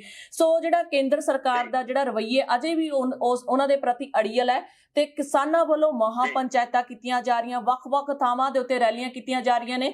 ਰਾਜਪਾਲ ਜੀ ਨੇ ਕਿਹਾ ਹੈ ਕਿ ਜਿਹੜਾ ਕਾਟਨ ਬੀਟੀ ਦਾ ਬੀਜ ਹੈ ਉਹ ਵੀ ਕੇਂਦਰ ਸਰਕਾਰ ਵੱਲੋਂ ਚੁੱਪ ਚਪੀਤੇ ਉਹਦੀ ਜਿਹੜੀ ਬੀਜ ਦੀ ਜਿਹੜੀ ਰਕਮ ਹੈ ਵਧਾਈ ਗਈ ਹੈ। ਸੋ ਉਹਨਾਂ ਨੇ ਕਿਹਾ ਕਿ ਕਿਸਾਨਾਂ ਦੇ ਲਈ ਜਿਹੜੀ ਸਰਕਾਰ ਮਾੜੇ ਰਵੱਈਏ ਅਪਣਾ ਰਹੀ ਹੈ, ਖੁੰਦਕ ਕੱਢ ਰਹੀ ਹੈ ਸਰਕਾਰ। ਜੀ ਦੇਖੋ ਹਰਜਿੰਦਰ, ਜਿਸ ਤਰੀਕੇ ਨਾਲ ਇਹ ਬਿਆਨ ਸਾਹਮਣੇ ਆਇਆ ਇਹ ਬਿਲਕੁਲ ਦਰੁਸਤ ਨਜ਼ਰ ਆਉਂਦਾ, ਕਿਉਂਕਿ ਕਿਸਾਨਾਂ ਜਿਹੜਾ ਫਸਲ ਤਾਂ ਬੀਜਣੀ ਆਉਣੇ, ਅਗਰ ਫਸਲਾਂ ਦੇ ਵਿੱਚ ਪੂਰੇ ਭਾਅ ਨਹੀਂ ਦਿੱਤੇ ਜਾਂਦੇ ਤੇ ਦੂਜੇ ਪਾਸੇ ਜਿਹੜੀ ਫਸਲਾਂ ਦੇ ਵਿੱਚ ਹੋਣ ਵਾਲੀ ਲਾਗਤ ਆ ਉਹਦੇ ਵਿੱਚ ਰੇਟ ਆ ਜਿਹੜੇ ਉਹ ਲਗਾਤਾਰ ਵਧਾ ਦਿੱਤੇ ਜਾਂਦੇ ਆ, ਚਾਹੇ ਉਹ ਫਰਟੀਲਾਈਜ਼ਰ ਹੋਵੇ, ਚਾਹੇ ਉਹ ਬੀਟੀ ਕਾਟਨ ਹੋਵੇ ਜਾਂ ਕਿਸੇ ਤਰ੍ਹਾਂ ਦੀ ਹੋਰ ਜਿਹੜੀ ਸਮੱਗਰੀ ਹੈ ਜਿਹੜੀ ਫਸਲਾਂ ਵਾਸਤੇ ਵਰਤੀ ਜਾਂਦੀ ਹੈ, ਅਗਰ ਉਹਦੇ ਵਿੱਚ ਵਾਧਾ ਕੀਤਾ ਜਾਂਦਾ ਹੈ ਤੇ ਫਸਲ ਦਾ ਰੇਟ ਆ ਜਿਹੜਾ ਉਸ ਹਿਸਾਬ ਨਾਲ ਨਹੀਂ ਵਧਾਇਆ ਜਾਂਦਾ ਤੇ ਇਹਦਾ ਸਿੱਧਾ ਸਿੱਧਾ ਹਰਜਾਨਾ ਜਿਹੜਾ ਉਹ ਕਿਸਾਨਾਂ ਨੂੰ ਭੁਗਤਣਾ ਪੈਂਦਾ। ਪਰ ਜਿੱਥੋਂ ਤੱਕ ਆਪਾਂ ਬੀਟੀ ਕਾਟਨ ਦੀ ਗੱਲ ਕਰਦੇ ਹਾਂ ਤਾਂ ਬੀਟੀ ਕਾਟਨ ਦੇ ਵਿੱਚ ਮੈਂ ਇੱਕ ਗੱਲ ਜ਼ਰੂਰ ਦੱਸਣੀ ਚਾਹੂੰਗਾ ਕਿ ਇਹਦਾ ਜਿਹੜਾ ਕਾਫੀ ਨੁਕਸਾਨ ਹੈ ਜਿਹੜਾ ਉਹ ਸਾਡੀ ਭੂਮੀ ਨੂੰ ਹੁੰਦਾ, ਸਾਡੀ ਧਰਤੀ ਨੂੰ ਹੁੰਦਾ, ਕਿਉਂਕਿ ਜਿਹੜਾ ਬੀਟੀ ਕਾਟਨ ਕਾਰਨ ਕਾਫੀ ਜ਼ਿਆਦਾ ਨੁਕਸਾਨ ਪਹਿਲਾਂ ਮਾਲਵੇ ਖਿੱਤੇ ਦੇ ਵਿੱਚ ਸਾਡੇ ਲੋਕਾਂ ਨੂੰ ਭੁਗਤਣਾ ਪਿਆ, ਕਿਉਂਕਿ ਕਿਤੇ ਨਾ ਕਿਤੇ ਮਾਹਰਾਂ ਵੱਲੋਂ ਇਹ ਗੱਲ ਵੀ ਜਿਹੜੀ ਕਹੀ ਜਾਂਦੀ ਹੈ ਕਿ ਇਹਦਾ ਸਿੱਧਾ ਕਾਰਨ ਜਿਹੜਾ ਹੈਗਾ ਕੈਂਸਰ ਦਾ ਕਾਰਨ ਇਹ ਬਣ ਰਿਹਾ, ਕਿਉਂਕਿ ਧਰਤੀ ਇਹਦੇ ਨਾਲ ਸਿੱਧੇ ਤੌਰ ਤੇ ਪੋਲਿਊਟ ਹੁੰਦੀ ਆ। ਤੋ ਬੀਟੀ ਦੇ ਵਿੱਚ ਇਸ ਤਰ੍ਹਾਂ ਦੀ ਜਿਹੜੀ ਕਾਰਵਾਈ ਹੈ ਇਹਦੇ ਨਾਲ ਜਿਹੜਾ ਆਉਣ ਵਾਲੇ ਸਮੇਂ ਦੇ ਵਿੱਚ ਸਾਡੇ ਵਾਤਾਵਰਨ ਨੂੰ ਵੀ ਇਹਦਾ ਨੁਕਸਾਨ ਹੁੰਦਾ ਹੈ। ਇਹ ਕਿਸਾਨਾਂ ਨੂੰ ਜ਼ਰੂਰ ਇਸ ਗੱਲ ਬਾਬਤ ਜਿਹੜੀ ਸਮਝ ਲੈਣੀ ਚਾਹੀਦੀ ਹੈ ਕਿ ਅਗਰ ਕਿਸੇ ਕਿਸਮ ਦੀ ਫਸਲ ਬੀਜੀ ਜਾਂਦੀ ਹੈ, ਅਗਰ ਕਿਸੇ ਕਿਸਮ ਦੀ ਫਸਲ ਉਹਨਾਂ ਵੱਲੋਂ ਉਗਾਈ ਜਾਂਦੀ ਆ, ਅਗਰ ਉਹਦਾ ਨੁਕਸਾਨ ਸਿੱਧੇ ਤੌਰ ਤੇ ਸਾਡੇ ਵਾਤਾਵਰਨ ਨੂੰ, ਸਾਡੀ ਹਵਾ, ਪਾਣੀ, ਧਰਤੀ ਨੂੰ ਕਿਸੇ ਤਰ੍ਹਾਂ ਦਾ ਨੁਕਸਾਨ ਹੁੰਦਾ ਹੈ ਤਾਂ ਉਸ ਤਰ੍ਹਾਂ ਦੀ ਫਸਲ ਬੀਜਣ ਤੋਂ ਗੁਰੇਜ਼ ਕਰਨਾ ਚਾਹੀਦਾ, ਕਿਉਂਕਿ ਅਸੀਂ ਸਾਡੀਆਂ ਆਉਣ ਵਾਲੀਆਂ ਜਿਹੜੀਆਂ ਪੁਸ਼ਤਾਂ ਨੇ ਉਹਨਾਂ ਨੂੰ ਜਵਾਬਦੇਹ ਹੋਵਾਂਗੇ ਕਿ ਅਗਰ ਅਸੀਂ ਸਾਡੀ ਧਰਤੀ, ਪਾਣੀ ਤੇ ਹਵਾ ਨੂੰ ਨਾ ਸਾਂਭਿਆ ਤਾਂ ਸਾਡੀਆਂ ਜਿਹੜੀਆਂ ਨਸਲਾਂ ਉਹ ਸਾਡੇ ਤੋਂ ਜਵਾਬ ਮੰਗਣਗੀਆਂ, ਜਿਹਦਾ ਜਵਾਬ ਮੈਂ ਸਮਝਦਾ ਕਿ ਇਸ ਤਰ੍ਹਾਂ ਦੀਆਂ ਕਾਰਵਾਈਆਂ ਕਰਕੇ ਅਸੀਂ ਨਹੀਂ ਦੇ ਸਕਦੇ ਜੀ। ਇੱਕ ਬਹੁਤ ਹੀ ਮਾੜੀ ਘਟਨਾ ਬਰਾੜ ਜੀ ਜਿਹੜੀ ਕਿ ਮੈਂ ਤੁਹਾਡੇ ਨਾਲ ਡਿਸਕਸ ਜ਼ਰੂਰ ਕਰਾਂਗੀ ਕਿ ਰੋਹਤਕ ਦੇ ਇੱਕ ਕਿਸਾਨ ਵੱਲੋਂ ਖੁਦਕੁਸ਼ੀ ਕਰ ਲਈ ਗਈ ਹੈ। ਉਹ ਇੱਕ ਅਧਿਆਪਕ ਸੀ। ਉਹਨਾਂ ਨੇ ਦੱਸਿਆ ਕਿ ਉਹ ਲਗਾਤਾਰ ਕਿਸਾਨੀ ਸੰਘਰਸ਼ ਦੇ ਵਿੱਚ ਜਾ ਰਹੇ ਸਨ।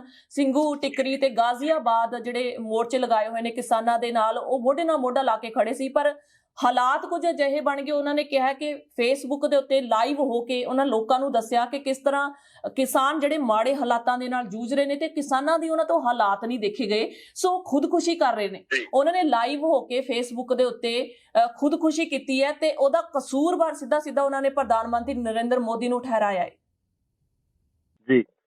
ਦੇਖੋ ਹਰਜਿੰਦਰ, ਜਿੱਥੋਂ ਤੱਕ ਇਸ ਅੰਦੋਲਨ ਦੀ ਗੱਲ ਹੈ ਤਾਂ ਇਸ ਅੰਦੋਲਨ ਦੇ ਵਿੱਚ ਹੁਣ ਤੱਕ ਬਹੁਤ ਸਾਰੀਆਂ ਜਾਨਾਂ ਜਿਹੜੀਆਂ ਕਿਸਾਨਾਂ ਦੀਆਂ, ਮਜ਼ਦੂਰਾਂ ਦੀਆਂ ਜਿਹੜੀਆਂ ਜਾ ਚੁੱਕੀਆਂ ਨੇ। ਸੋ ਇੱਥੇ ਆਪਾਂ ਜੇ ਗੱਲ ਕਰੀਏ ਤਾਂ ਬਾਬਾ ਰਾਮ ਸਿੰਘ ਸੀ, ਉਹਨਾਂ ਵੱਲੋਂ ਵੀ ਇਸੇ ਤਰ੍ਹਾਂ ਦੀ ਜਿਹੜੀ ਇੱਕ ਚਿੱਠੀ ਲਿਖ ਕੇ, ਜਿਹੜੀ ਚਿੱਠੀ ਹੈ ਉਹਨਾਂ ਦੀ ਮੌਤ ਤੋਂ ਬਾਅਦ ਸਾਹਮਣੇ ਆਉਂਦੀ ਹੈ, ਉਹਨਾਂ ਵੱਲੋਂ ਜਿਹੜੀ ਖੁਦਕੁਸ਼ੀ ਕਰ ਲਈ ਗਈ ਸੀ ਕਿ ਕਿਸਾਨਾਂ ਦਾ ਦਰਦ ਆ ਜਿਹੜਾ ਉਹਨਾਂ ਵੱਲੋਂ ਨਹੀਂ ਦੇਖਿਆ ਗਿਆ। ਪਰ ਦੂਸਰੇ ਪਾਸੇ ਮੈਂ ਗੱਲ ਕਰਨੀ ਚਾਹੁੰਦਾ ਕਿ ਕਈ ਵਾਰੀ ਬੰਦਾ ਭਾਵਨਾਵਾਂ ਦੇ ਵਹਿਣ ਦੇ ਵਿੱਚ ਵਹਿ ਕੇ ਇਸ ਤਰ੍ਹਾਂ ਦਾ ਕਦਮ, ਜਜ਼ਬਾਤੀ ਹੋ ਕੇ ਜਿਹੜਾ ਇਸ ਤਰ੍ਹਾਂ ਦਾ ਕਦਮ ਚੁੱਕ ਲੈਂਦਾ ਤੇ ਉਸ ਦੇ ਮਗਰੋਂ ਜੋ ਉਸ ਦੇ ਪਰਿਵਾਰ ਦੇ ਹਾਲਾਤ ਬਣਦੇ ਆ, ਉਹਦੇ ਪਿੱਛੇ ਦੇ ਜੋ ਹਾਲਾਤ ਬਣਦੇ ਆ, ਉਹਨਾਂ ਨੂੰ ਜ਼ਰੂਰ ਸਮਝ ਲੈਣਾ ਚਾਹੀਦਾ। ਕਿਉਂਕਿ ਖੁਦਕੁਸ਼ੀ ਕਿਸੇ ਵੀ ਚੀਜ਼ ਦਾ ਹੱਲ ਨਹੀਂ ਹੈਗੀ, ਚਾਹੇ ਉਹ ਕਾਨੂੰਨਾਂ ਦੀ ਗੱਲ ਹੋਵੇ, ਚਾਹੇ ਕੋਈ ਕਿਸੇ ਸੰਘਰਸ਼ ਦੀ ਗੱਲ ਹੋਵੇ, ਸੰਘਰਸ਼ ਚਾਹੇ ਕੋਈ ਵੀ ਹੋਵੇ। ਆਪਾਂ ਇੱਥੇ ਇਕੱਲੇ ਕਿਸਾਨੀ ਸੰਘਰਸ਼ ਦੀ ਗੱਲ ਨਹੀਂ ਕਰਦੇ। ਕਈ ਵਾਰੀ ਬੰਦਾ ਭਾਵਨਾਵਾਂ ਦੇ ਵਿੱਚ ਇੰਨਾ ਵਹਿ ਜਾਂਦਾ ਹੈ, ਇੰਨਾ ਕੁ ਜ਼ਿਆਦਾ ਭਾਵੁਕ ਹੋ ਜਾਂਦਾ ਕਿ ਉਹ ਆਪਣੀ ਜਾਨ ਤੱਕ ਦੇ ਦਿੰਦਾ, ਜਿਸ ਤਰੀਕੇ ਨਾਲ ਇਹਨਾਂ ਵੱਲੋਂ ਕੀਤਾ ਗਿਆ। ਜਿਸ ਤਰ੍ਹਾਂ ਤੁਸੀਂ ਇਸ ਟੀਚਰ ਦੀ ਗੱਲ ਦੱਸ ਰਹੇ ਹੋ, ਕਿਉਂਕਿ ਇੱਕ ਅਧਿਆਪਕ ਹੋਣ ਦੇ ਨਾਤੇ ਇਹਨਾਂ ਦੀ ਛਵੀ ਇਸ ਤਰ੍ਹਾਂ ਦੀ ਹੋ ਸਕਦੀ ਹੈ ਕਿ ਇਹਨਾਂ ਨੂੰ ਇੱਕ ਜਿਹੜਾ ਸਮਾਜ ਸੁਧਾਰਕ ਤੌਰ ਤੇ ਮੰਨਿਆ ਜਾ ਸਕਦਾ ਕਿ ਇਹਨਾਂ ਤੋਂ ਜਿਹੜੇ ਵਿਦਿਆਰਥੀ ਪੜ੍ਹ ਰਹੇ ਸੀ ਉਹਨਾਂ ਨੂੰ ਇਹ ਸਿੱਖਿਆ ਦਿੰਦੇ ਸੀ, ਉਹਨਾਂ ਨੂੰ ਚੰਗੇ ਵਿਚਾਰ ਜਾਂ ਚੰਗੇ ਅਨੁਭਵ ਇਹਨਾਂ ਨੂੰ ਦੱਸ ਸਕਦੇ ਸੀ। ਪਰ ਅਗਰ ਖੁਦ ਇਸ ਤਰ੍ਹਾਂ ਦੇ ਡਿਪਰੈਸ਼ਨ ਦੇ ਤਹਿਤ, ਇਸ ਤਰ੍ਹਾਂ ਦੇ ਪ੍ਰਭਾਵ ਦੇ ਤਹਿਤ ਉਹਨਾਂ ਵੱਲੋਂ ਖੁਦਕੁਸ਼ੀ ਕੀਤੀ ਜਾਂਦੀ ਹੈ ਤੇ ਚੰਗੀ ਗੱਲ ਨਹੀਂ ਹੈ। ਕਿਤੇ ਨਾ ਕਿਤੇ ਸਾਡੇ ਸਮਾਜ ਨੂੰ ਇਸ ਤਰ੍ਹਾਂ ਦਾ ਮੈਸੇਜ, ਜਾਂ ਜਥੇਬੰਦੀਆਂ ਵੱਲੋਂ ਇਸ ਤਰ੍ਹਾਂ ਦਾ ਮੈਸੇਜ ਜ਼ਰੂਰ ਕਨਵੇ ਕਰਨਾ ਚਾਹੀਦਾ ਹੈ ਕਿ ਤੁਸੀਂ ਇਸ ਸੰਘਰਸ਼ ਨੂੰ ਡਟ ਕੇ ਲੜੋ, ਇਸ ਸੰਘਰਸ਼ ਦਾ ਸਾਹਮਣਾ ਕਰੋ, ਸਰਕਾਰਾਂ ਵੱਲੋਂ ਕੀਤੇ ਹੋਏ ਜ਼ੁਲਮ ਦੇ ਸਾਹਮਣੇ ਖੜ ਕੇ ਲੜੋ, ਨਾ ਕਿ ਇਸ ਤਰ੍ਹਾਂ ਦੇ ਰਾਹ ਪਾਓ ਕਿ ਤੁਸੀਂ ਆਪਣੀਆਂ ਜਾਨਾਂ ਗਵਾ ਦਿਓ ਤੇ ਉਹਨਾਂ ਜਾਨਾਂ ਨੂੰ ਗਵਾਉਣ ਤੋਂ ਬਾਅਦ ਜਿਹੜੇ ਪਰਿਵਾਰਾਂ ਦੇ ਹਾਲਾਤ ਬਣਦੇ ਆ, ਜਿਹੜੇ ਬੱਚਿਆਂ ਦੇ ਹਾਲਾਤ ਬਣਦੇ ਆ, ਜਿਹੜੇ ਉਹਨਾਂ ਦੇ ਮਾਪਿਆਂ ਦੇ ਹਾਲਾਤ ਬਣਦੇ ਆ, ਉਹਨਾਂ ਨੂੰ ਜ਼ਰੂਰ ਇੱਕ ਵਾਰੀ ਅੱਖਾਂ ਦੇ ਸਾਹਮਣੇ ਲੈ ਆਉਣਾ ਚਾਹੀਦਾ। ਕਿਉਂਕਿ ਜ਼ਿੰਦਗੀ ਇੱਕ ਜੰਗ ਹੈ ਤੇ ਇਸ ਜੰਗ ਦੇ ਵਿੱਚ ਲੜਨਾ ਹੀ ਸਾਰਥਕ ਰਾਹ ਹੈ। ਇਸ ਜੰਗ ਤੋਂ ਭੱਜਣਾ ਕਿਸੇ ਚੀਜ਼ ਦਾ ਕੋਈ ਹੱਲ ਨਹੀਂ ਹੈ ਜੀ। ਬਰਾੜ ਜੀ, ਬਿਲਕੁਲ ਤੁਹਾਡੀ ਗੱਲ ਨਾਲ ਸਹਿਮਤ ਆ। ਪਰ ਜੇਕਰ ਮਾਹੌਲ ਦੇਖਿਆ ਜਾਵੇ, ਕਿਉਂਕਿ ਉੱਥੇ ਫਿਜ਼ੀਕਲੀ ਉਹ ਮੌਜੂਦ ਸਨ, ਜੇਕਰ ਆਪਾਂ ਸਿੰਘੂ ਜਾਂ ਟਿਕਰੀ ਜਾਂ ਗਾਜ਼ੀਆਬਾਦ ਦੀ ਗੱਲ ਕਰੀਏ, ਲੋਕ ਆਉਂਦੇ ਨੇ ਤੇ ਚਲੇ ਜਾਂਦੇ ਨੇ, ਪਰ ਜਿਹੜੇ ਕਿਸਾਨ ਮਜ਼ਦੂਰ ਜਥੇਬੰਦੀਆਂ ਹੈਗੀਆਂ ਨੇ ਉਹ ਲਗਾਤਾਰ ਸੰਘਰਸ਼ ਦਾ ਹਿੱਸਾ ਬਣੀਆਂ ਹੋਈਆਂ ਨੇ। ਸੋ ਉੱਥੋਂ ਦੇ ਹਾਲਾਤ ਕਹੇ ਜਿਹੇ, ਕਿਹੋ ਜਿਹੇ ਹਾਲਾਤਾਂ ਨਾਲ ਜੂਝ ਰਹੇ ਨੇ ਉਹ। ਕਦੇ ਮੀਂਹ ਆ ਜਾਂਦੇ ਸੀਗੇ ਸਰਦੀਆਂ ਦੇ ਵਿੱਚ, ਉਹਨਾਂ ਦੀ ਰਜਾਈਆਂ ਵੀ ਭਿੱਜ ਗਈਆਂ, ਖਾਣ ਪੀਣ ਦੀਆਂ ਵਸਤਾਂ ਦੀ ਘਾਟ ਪੈ ਗਈ, ਕਦੇ ਪਾਣੀ ਬੰਦ ਕੀਤਾ ਗਿਆ, ਕਦੇ ਉਹਨਾਂ ਦੇ ਪੈਰਾਂ ਦੇ ਵਿੱਚ ਕੰਡੇ ਬੀਜ ਦਿੱਤੇ ਗਏ। ਸੋ ਸਾਰੀਆਂ ਇਹ ਜਿਹੜੀਆਂ ਸਿਚੁਏਸ਼ਨਸ ਹੈਗੀਆਂ ਨੇ ਕਿਸੇ ਨਾ ਇਹ ਦਿਮਾਗ ਦੇ ਉੱਤੇ ਅਸਰ ਜ਼ਰੂਰ ਕਰਦੀਆਂ ਨੇ। ਪਰ ਫਿਰ ਵੀ ਸ਼ਾਬਾਸ਼ੀ ਹੈ ਉਹਨਾਂ ਕਿਸਾਨਾਂ ਦੇ, ਉਹਨਾਂ ਬੀਬੀਆਂ, ਭੈਣਾਂ, ਨੌਜਵਾਨਾਂ ਦੇ ਉੱਤੇ ਜਿਨ੍ਹਾਂ ਨੇ ਲਗਾਤਾਰ ਇਸ ਮੋਰਚੇ ਦੇ ਸੰਘਰਸ਼ ਦਾ ਹਿੱਸਾ ਬਣੇ ਹੋਏ ਨੇ। ਪਰ ਹਾਲਾਤਾਂ ਦੇ ਨਾਲ ਜੂਝਣਾ ਸਾਡੀ ਕਿਸਾਨੀ ਦੇ ਸੰਘਰਸ਼ ਦੇ ਵਿੱਚ ਸਾਨੂੰ ਸਿਖਾਇਆ ਜਾ ਰਿਹਾ। ਤੇ ਜੀ, ਸੰਯੁਕਤ ਕਿਸਾਨ ਮੋਰਚੇ ਦੇ ਆਗੂ ਰਾਕੇਸ਼ ਟਿਕੈਤ ਲਾ ਲਓ, ਨਰਿਸ਼ ਟਿਕੈਤ ਲਾ ਲਓ, ਰਾਜੇਵਾਲ ਲਾ ਲਓ ਜਾਂ ਫਿਰ ਚੜੂਨੀ, ਸਾਰੇ ਜਿੰਨੇ ਵੀ ਇਹ ਆਗੂ ਹੈਗੇ ਨੇ ਲਗਾਤਾਰ ਸਾਨੂੰ ਸਾਰਿਆਂ ਨੂੰ ਇੱਕ ਮੁੱਠ ਹੋਣ ਦੀ, ਇਕਜੁੱਟ ਹੋਣ ਦੀ ਅਪੀਲ ਕਰ ਰਹੇ ਨੇ ਤੇ ਹਿੰਸਾ ਤੋਂ ਗੁਰੇਜ਼ ਕਰਨ ਦੀ ਗੱਲ ਕਰ ਰਹੇ ਨੇ। ਇੱਥੇ ਇੱਕ ਗੱਲ ਹੋਰ ਕਰਨੀ ਬਣਦੀ ਹੈ ਬਰਾੜ ਸਾਹਿਬ, ਕਿਉਂਕਿ ਪਿੱਛੇ ਜੇ ਰਾਕੇਸ਼ ਟਿਕੈਤ ਜੀ ਨੇ ਗੁਜਰਾਤ ਦਾ ਦੌਰਾ ਕੀਤਾ ਸੀ, ਉਹਨਾਂ ਨੇ ਇੱਕ ਗੱਲ ਦੀ ਚੇਤਾਵਨੀ ਜ਼ਰੂਰ ਦਿੱਤੀ ਹੈ ਸਾਫ਼-ਸਾਫ਼ ਸ਼ਬਦਾਂ ਦੇ ਵਿੱਚ ਕਿ ਗੁਜਰਾਤ ਦੇ ਵਿੱਚ ਵੀ ਟਰੈਕਟਰ ਰੈਲੀ ਕੱਢੀ ਜਾਊਗੀ, ਚਾਹੇ ਉਹਨਾਂ ਨੂੰ ਬੈਰੀਕੇਡ ਕਿਉਂ ਨਾ ਤੋੜਨੇ ਪੈ ਜਾਣ। ਹਰਜਿੰਦਰ, ਪਹਿਲਾਂ ਤਾਂ ਮੈਂ ਇਹ ਗੱਲ ਕਹਿਣੀ ਚਾਹੁੰਦਾ ਕਿ ਜਿਸ ਤਰ੍ਹਾਂ ਤੁਸੀਂ ਗੱਲ ਕੀਤੀ ਹੈ ਕਿ ਆਗੂ ਡਟੇ ਹੋਏ ਨੇ, ਆਗੂਆਂ ਵੱਲੋਂ ਜਿਹੜਾ ਉਹਨਾਂ ਨੂੰ ਸਮਝਾਇਆ ਵੀ ਜਾ ਰਿਹਾ, ਪਰ ਮੈਂ ਥੋੜੀ ਜਿਹੀ ਇੱਕ ਗੱਲ ਸਮਝਦਾ, ਕਿਉਂਕਿ ਸਮਾਂ ਜਿਸ ਤਰ੍ਹਾਂ ਲੰਬਾ ਹੋ ਰਿਹਾ ਹੈ, ਜਿਸ ਤਰ੍ਹਾਂ ਇਹ ਸੰਘਰਸ਼ ਲੰਬਾ ਹੁੰਦਾ ਜਾ ਰਿਹਾ ਹੈ, ਉਸ ਹਿਸਾਬ ਨਾਲ ਲਗਾਤਾਰ ਜਿਹੜੇ ਹੋ ਸਕਦਾ ਕਿ ਆਗੂਆਂ ਦੇ ਹੌਸਲੇ ਬੁਲੰਦ ਹੋਣ, ਪਰ ਜਿਹੜੇ ਕਿਸਾਨ ਆਏ ਨੇ, ਮਜ਼ਦੂਰ ਆਏ ਨੇ, ਉਹਨਾਂ ਦੇ ਹੌਸਲਿਆਂ ਦੇ ਵਿੱਚ ਕਿਤੇ ਨਾ ਕਿਤੇ ਕੋਈ ਕਮੀ ਹੈ ਜਿਹੜੀ ਦੇਖਣ ਨੂੰ ਮਿਲ ਸਕਦੀ ਹੈ। ਇਹਦੇ ਵਾਸਤੇ ਜਿਹੜੀ ਕਾਉਂਸਲਿੰਗ ਬਹੁਤ ਜ਼ਰੂਰੀ ਹੈ, ਕਿਉਂਕਿ ਕਿਸਾਨਾਂ ਨੂੰ ਸਮਝਾਉਣਾ ਪੈਣਾ, ਉਹਨਾਂ ਨੂੰ ਦੱਸਣਾ ਪੈਣਾ ਕਿ ਸੰਘਰਸ਼ ਇਸੇ ਤਰ੍ਹਾਂ ਹੀ ਲੜੇ ਜਾਂਦੇ ਆ। ਉਹਨਾਂ ਨੂੰ ਹੌਸਲਾ ਵਧਾਊ ਜਿਹੜੀਆਂ ਗੱਲਾਂ ਕਰਨੀਆਂ ਚਾਹੀਦੀਆਂ। ਕਿਸੇ ਤਰ੍ਹਾਂ ਦੇ ਜਿਹੜੇ ਪ੍ਰੋਗਰਾਮ ਹੈ ਉਹ ਲਗਾਤਾਰ ਦਿੰਦੇ ਰਹਿਣਾ ਚਾਹੀਦਾ, ਕਿਉਂਕਿ ਕਿਸਾਨਾਂ ਨੂੰ ਇਹ ਲੱਗਦਾ ਰਹੇ ਕਿ ਕਿਸੇ ਨਾ ਕਿਸੇ ਤਰ੍ਹਾਂ ਦੀ ਐਕਟੀਵਿਟੀ ਉਹਨਾਂ ਵੱਲੋਂ ਕੀਤੀ ਜਾ ਰਹੀ ਹੈ, ਸਰਕਾਰ ਤੇ ਦਬਾਅ ਬਣਾਉਣ ਦੀ ਜਿਹੜੀ ਕੋਸ਼ਿਸ਼ ਹੈ ਉਹ ਕੀਤੀ ਜਾ ਰਹੀ ਹੈ। ਕਿਤੇ ਨਾ ਕਿਤੇ ਅਗਰ ਇੱਕੋ ਹੀ ਮੂਵਮੈਂਟ ਦੇ ਵਿੱਚ ਸੰਘਰਸ਼ ਚੱਲਦਾ ਤਾਂ ਉਹਦਾ ਅਸਰ ਮੈਂਟਲੀ ਪੱਧਰ ਤੇ, ਦਿਮਾਗੀ ਪੱਧਰ ਤੇ ਜਿਹੜਾ ਇਹਨਾਂ ਕਿਸਾਨਾਂ ਦੇ, ਮਜ਼ਦੂਰਾਂ ਦੇ ਉੱਪਰ, ਜਿਹੜੇ ਸੰਘਰਸ਼ ਲੜਦੇ ਲੋਕਾਂ ਦੇ ਉੱਪਰ ਪੈਣਾ ਲਾਜ਼ਮੀ ਹੋ ਜਾਂਦਾ। ਤੇ ਉਸ ਤੋਂ ਬਾਅਦ ਜਿਸ ਤਰੀਕੇ ਨਾਲ ਤੁਸੀਂ ਅਗਲੀ ਗੱਲ ਕੀਤੀ ਹੈ ਕਿ ਅਗਰ ਗੁਜਰਾਤ ਦੇ ਵਿੱਚ ਇਸ ਤਰ੍ਹਾਂ ਦੇ ਹਾਲਾਤ ਬਣਦੇ ਆ ਤਾਂ ਉੱਥੇ ਬੈਰੀਕੇਟਿੰਗ ਹੈ ਜਿਹੜੀ ਉਹ ਤੋੜ ਕੇ ਅੱਗੇ ਲੰਘਿਆ ਜਾਊਗਾ। ਦੇਖੋ ਪਹਿਲਾਂ ਵੀ ਹਰਿਆਣੇ ਦੇ ਵਿੱਚ ਇਹੀ ਹਾਲਾਤ ਸੀ ਕਿ ਉਹਨਾਂ ਵੱਲੋਂ ਪੁਖਤਾ ਬੈਰੀਕੇਟਿੰਗ ਕੀਤੀ ਗਈ, ਪੁਲਿਸ ਫੋਰਸ ਲਗਾਈ ਗਈ ਤੇ ਨਾਲ ਹੀ ਨਾਲ ਜਿਹੜੀਆਂ ਵਿਛਾੜ ਕਰਨ ਵਾਲੀਆਂ ਤੋਪਾਂ ਜਿਹੜੀਆਂ ਉਹ ਵੀ ਉੱਥੇ ਵੀੜੀਆਂ ਗਈਆਂ ਤੇ ਬਹੁਤ ਸੰਘਰਸ਼ੀ ਤਰੀਕੇ ਨਾਲ ਜਿਹੜੇ ਪੰਜਾਬ ਦੇ ਯੋਧੇ ਸੀ, ਹਰਿਆਣੇ ਦੇ ਜੋ ਲੋਕ ਸੀ, ਉਹਨਾਂ ਨੇ ਇਹਨਾਂ ਸਾਰੀਆਂ ਮੁਸੀਬਤਾਂ ਨੂੰ ਤੋੜਦਿਆਂ ਹੋਇਆਂ ਪੰਜਾਬ ਤੋਂ ਹਰਿਆਣਾ ਤੇ ਹਰਿਆਣੇ ਤੋਂ ਦਿੱਲੀ ਤੱਕ ਜਿਹੜਾ ਇਹ ਸਾਡੇ ਕਿਸਾਨ ਮਜ਼ਦੂਰ ਆਪਣੇ ਏਕੇ ਨਾਲ ਪਹੁੰਚੇ ਹੈ। ਤੇ ਜੇਕਰ ਗੁਜਰਾਤ ਦੀ ਗੱਲ ਕੀਤੀ ਜਾਂਦੀ ਹੈ ਤਾਂ ਮੈਂ ਸਮਝਦਾ ਇਹ ਕੋਈ ਬਾਹਲੀ ਵੱਡੀ ਗੱਲ ਨਹੀਂ। ਅਗਰ ਦਿੱਲੀ ਪਹੁੰਚ ਸਕਦੇ ਤਾਂ ਗੁਜਰਾਤ ਪਹੁੰਚਣਾ ਵੀ ਕੋਈ ਕਿਸਾਨਾਂ ਵਾਸਤੇ ਮੈਂ ਕਹਿੰਦਾ ਕੋਈ ਔਖਾ ਜਾਂ ਕਿਸੇ ਕਿਸਮ ਦੀ ਜਿਹੜੀ ਰੁਕਾਵਟ ਹੈ ਉਹ ਉਹਨਾਂ ਦੇ ਸਾਹਮਣੇ ਨਹੀਂ ਆ ਸਕਦੀ ਹੈ। ਜੀ ਬਰਾੜ ਜੀ, ਇੱਕ ਗੱਲ ਹੋਰ ਕਰਨੀ ਬਣਦੀ ਹੈ ਜਾਂਦੇ ਜਾਂਦੇ, ਕਿਉਂਕਿ ਸਮਾਂ ਇਜਾਜ਼ਤ ਨਹੀਂ ਦੇ ਰਿਹਾ, ਪਰ ਇੱਕ ਗੱਲ ਮੈਂ ਇੱਥੇ ਜ਼ਰੂਰ ਕਰਾਂਗੀ ਲੱਖਾ ਸਿਧਾਣਾ ਤੇ ਦੀਪ ਸਿੱਧੂ ਦੀ, ਕਿਉਂਕਿ ਪਿੱਛੇ ਜਦੋਂ 26 ਜਨਵਰੀ ਦੀ ਘਟਨਾ ਵਾਪਰੀ ਸੀ ਤਾਂ ਮਤਭੇਦ ਪੈਦਾ ਹੋ ਗਏ ਸਨ, ਪਰ ਕੁਝ ਜਥੇਬੰਦੀਆਂ ਜਾਂ ਕੁਝ ਨੌਜਵਾਨਾਂ ਦੇ ਵਿਚਕਾਰ ਬੈਠਣ ਨਾਲ ਇਹ ਸਾਰੇ ਮਸਲੇ ਜਿਹੜੇ ਹੈਗੇ ਸੁਲਝਦੇ ਨਜ਼ਰ ਆ ਰਹੇ ਨੇ। ਹੁਣੇ ਪਿੱਛੇ ਜੇ ਰਾਜੇਵਾਲ ਜੀ ਨੇ ਬਿਆਨ ਦਿੱਤਾ ਸੀ ਕਿ ਜੇਕਰ ਦੀਪ ਸਿੱਧੂ ਜ਼ਮਾਨਤ ਤੇ ਆ ਜਾਂਦਾ, ਉਹ ਸਾਡਾ ਬੱਚਾ, ਅਸੀਂ ਉਹਨਾਂ ਨੂੰ ਆਪਣੇ ਸਟੇਜ ਤੇ ਬਿਠਾਵਾਂਗੇ। ਜੇ ਪੰਜਾਬ ਦੇ ਵਿੱਚ ਦੀਪ ਸਿੱਧੂ ਫਿਰਦਾ ਤਾਂ ਉਹਨੂੰ ਜੇ ਦਿੱਲੀ ਦੀ ਪੁਲਿਸ ਹੱਥ ਲਾ ਵੀ ਦਵੇ ਤਾਂ ਸਾਡਾ ਨਾਂ ਬਟਾ ਦਿਓ ਕਿ ਅਸੀਂ ਦੀਪ ਸਿੱਧੂ ਨੂੰ ਦਿੱਲੀ ਪੁਲਿਸ ਦੇ ਹੱਥ ਲਗਵਾ ਦਈਏ। ਇਸੇ ਤਰ੍ਹਾਂ ਲੱਖੇ ਸਿਧਾਣੇ ਦੀ ਵੀ ਸਪੋਰਟ ਦੇ ਵਿੱਚ ਕਿਸਾਨ ਆਏ ਨੇ।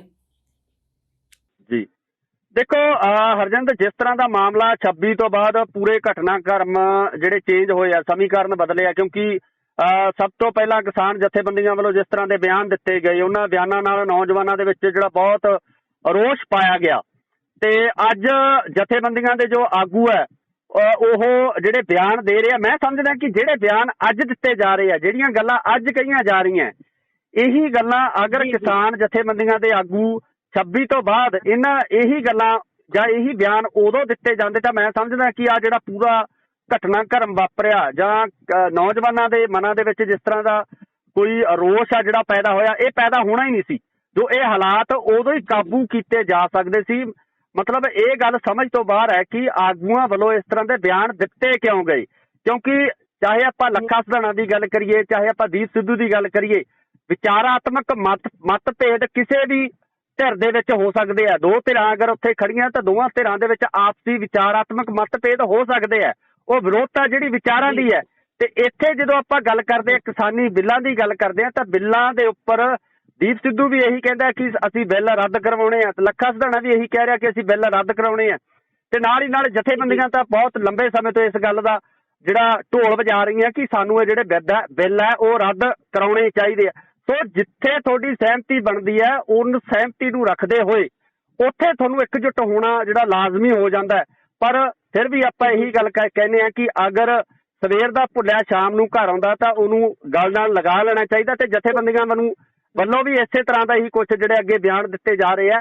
ਇਸ ਸੰਬੰਧੀ ਇਸ ਸੰਘਰਸ਼ ਵਾਸਤੇ, ਇਸ ਪੂਰੇ ਕਿਸਾਨੀ ਅੰਦੋਲਨ ਵਾਸਤੇ ਮੈਂ ਸਮਝਦਾ ਕਿ ਇੱਕ ਪੋਜ਼ਿਟਿਵ ਸਾਈਨ ਹੈ, ਇੱਕ ਸ਼ੁਭ ਚਿੰਨ੍ਹ ਹੈ ਕਿ ਹੁਣ ਆਉਣ ਵਾਲੇ ਸਮੇਂ ਦੇ ਵਿੱਚ ਜਿਹੜਾ ਇਹ ਸੰਘਰਸ਼ ਆ ਸਾਂਝੇ ਰੂਪ ਦੇ ਵਿੱਚ ਨੌਜਵਾਨਾਂ ਵੱਲੋਂ, ਕਿਸਾਨਾਂ ਵੱਲੋਂ, ਮਜ਼ਦੂਰਾਂ ਵੱਲੋਂ ਤੇ ਮੁਲਾਜ਼ਮਾਂ ਵੱਲੋਂ ਸਾਂਝੇ ਰੂਪ ਦੇ ਵਿੱਚ ਲੜਿਆ ਜਾਊਗਾ। ਤੇ ਕੇਂਦਰ ਦੀ ਸਰਕਾਰ ਨੇ ਜਿਹੜੀ ਹੁਣ ਤੱਕ ਇਸ ਗੱਲ ਤੇ ਵਜਿੱਦ ਹੋਈ ਪਈ ਆ ਕਿ ਉਹ ਬਿੱਲ ਵਾਪਸ ਨਹੀਂ ਲੈਣਗੇ, ਉਹਨਾਂ ਨੂੰ ਆਪਣੇ ਜਿਹੜੇ ਬਿੱਲ ਆ, ਬਣਾਏ ਹੋਏ ਬਿੱਲ ਆ, ਉਹਨਾਂ ਦੇ ਹੱਥੀਂ ਹੀ ਵਾਪਸ ਲੈਣੇ ਪੈਣਗੇ। ਜੀ ਬਹੁਤ ਬਹੁਤ ਸ਼ੁਕਰੀਆ ਸਾਰੀ ਜਾਣਕਾਰੀ ਲਈ ਬਰਾੜ ਜੀ। ਜੀ ਥੈਂਕ ਯੂ ਜੀ। ਸੋ ਇਹ ਸਨ ਗੁਰਇਕਬਾਲ ਸਿੰਘ ਬਰਾੜ ਜੋ ਕਿ ਸਾਨੂੰ ਸਮੁੱਚੇ ਜੋ ਮੀਂਹ ਝੱਖੜ ਹਨੇਰੀ ਦੇ ਨਾਲ ਪੰਜਾਬ ਦੇ ਵਿੱਚ ਨੁਕਸਾਨ ਹੋਇਆ ਉਸ ਦੇ ਹਾਲਾਤਾਂ ਦੀ ਜਾਣਕਾਰੀ ਦਿੱਤੀ ਤੇ ਕੁਝ ਅਸੀਂ ਗੱਲਾਂ ਕੀਤੀਆਂ ਕਿਸਾਨੀ ਮਸਲਿਆਂ ਦੇ ਉੱਤੇ। ਨਵੀਆਂ ਤੇ ਤਾਜ਼ਾ ਖਬਰਾਂ ਲਈ ਦੇਖਦੇ ਰਹੋ ਇੰਡੋਜ਼ ਟੀਵੀ ਆਸਟ੍ਰੇਲੀਆ। ਇਜਾਜ਼ਤ ਦਿਓ, ਧੰਨਵਾਦ।